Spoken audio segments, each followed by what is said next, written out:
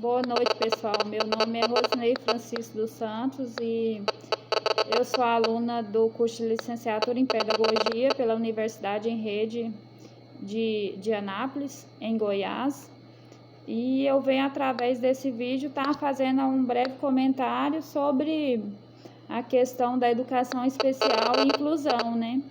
Que era, tipo, esse debate a gente deveria fazer no encontro presencial, né? Mas que devido à pandemia a gente vai estar fazendo em forma de vídeo, né? E eu vou estar expondo aqui alguns conceitos sobre essa questão da inclusão, da inclusão e da educação especial e mais um breve comentário sobre as etapas, né? Que o sistema educacional veio passando até a gente chegar onde estamos hoje. Que é a inclusão, né, dos deficientes que nasceram com a doença ou adquiriram no nascimento, que é a inclusão desses alunos no sistema de educação. E eu vou estar falando agora sobre a diferença, qual que é a diferença entre educação inclusiva e educação especial inclusiva. A educação inclusiva se refere ao modelo de educação sem distinções, de qualquer natureza, com o reconhecimento de que para a escola todos são iguais e têm direito à educação. Ela deve ser igualitária para todos. Isso representa a capacidade de aprender, compreender o mundo à sua volta, conhecer e respeitar os outros, favorecendo a diversidade sem exceção.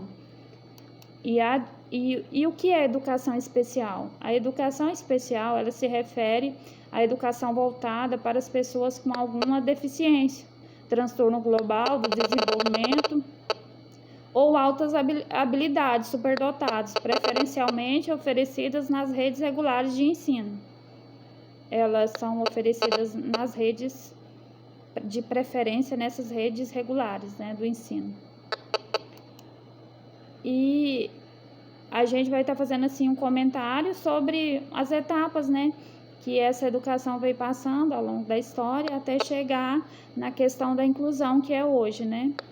Passou por muitas fases, por muitas barreiras, né, até chegar onde estamos agora, né? Que uma dessas fases, muito que começou, tipo, é a questão da exclusão. Antes, a questão da exclusão, antes os alunos não tinham direito, né? Os alunos que possuíam alguma diferença não podiam nem frequentar a escola. Nesta fase, o paradigma é marcado pela rejeição social. Isto é, as pessoas nascidas com alguma deficiência ou que adquiriram depois do nascimento, elas eram rejeitadas pela sociedade, excluídas do convívio social. Aí vem a questão da segregação, né? Que na segregação foi quando eles passou a criar alguma instituição, e nessa instituição eu colocava essas pessoas, esses alunos, colocava esses indivíduos e lá, tipo, era oferecido para eles alguma coisa. Eles ensinavam alguma coisa, até porque alguns tinham capacidade e aprendiam alguma coisa, né? Assim, eles tinham a capacidade de aprender, e lá eles tinham alguém que orientava e ensinava eles, mas era algo separado da sociedade. Era uma instituição, né? Passou no início era apenas um lugar, aí com o aumento, né, da procura, elas passaram a ser instituições oficializadas já para esse propósito, né? E já com esse propósito, e eles desenvolveram formas de lidar com essas pessoas que eram praticamente eram isoladas da sociedade, né?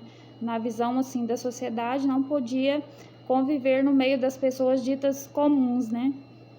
Eles eram praticamente isolados como forma de assistência e auxílio. Eles tinham essa forma de pensamento, que dessa forma estava dando um auxílio para esses indivíduos. Durante a vida toda deles, eles poderiam ficar internados nessas instituições, De acordo com o grau de desenvolvimento do deficiente, eles tinham acesso a noções iniciais do estudo da língua praticada no país e a rudimentos de matemática, que não passavam das 4 operações básicas, mas consideradas inaptas, né? Mesmo que eles aprendiam as 4 operações, que ele tinha algum instrutor para ensinar, eles eram considerados inaptos, né? E não tinham acesso a qualquer tipo de educação. E logo após essa fase, eles já vem no segmento a fase da integração. Logo a fase da segregação, foi criada a fase da integração. Nessa fase foi adotado regras para lidar com as deficiências. Como o indivíduo acometido por uma deficiência precisar de algum tratamento, cura, resolução do problema, tratamento para reduzir os efeitos da deficiência, para reabilitar. Então, eles viam esses indivíduos como doentes, né? E que eles precisavam ser reabilitados na sociedade.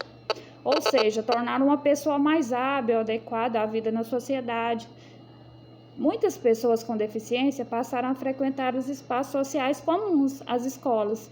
Por exemplo, eles frequentavam a escola, mas tinham uma sala separada, não era tipo no mesmo dos outros alunos.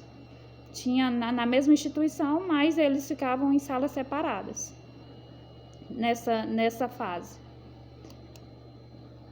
E aí, né, foi quando logo essa fase, então aí o pessoal aí foi estudando, né? Foi estudando várias formas que poderiam mudar essa visão, e foi quando chegou nessa fase que atualmente a gente convive hoje, né? Que é essa fase da inclusão, já que a inclusão do deficiente, que todos têm direito, né? Tem direito a compartilhar desse mesmo sistema, né?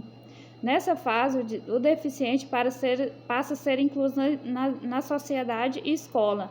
O problema da exclusão está na sociedade, não na pessoa.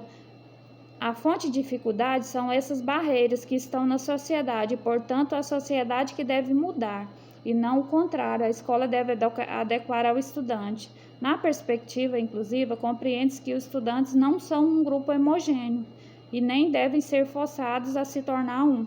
Nessa fase, começou a conscientizar que não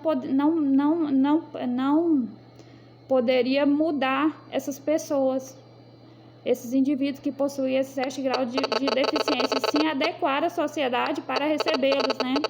Para compartilhar com eles.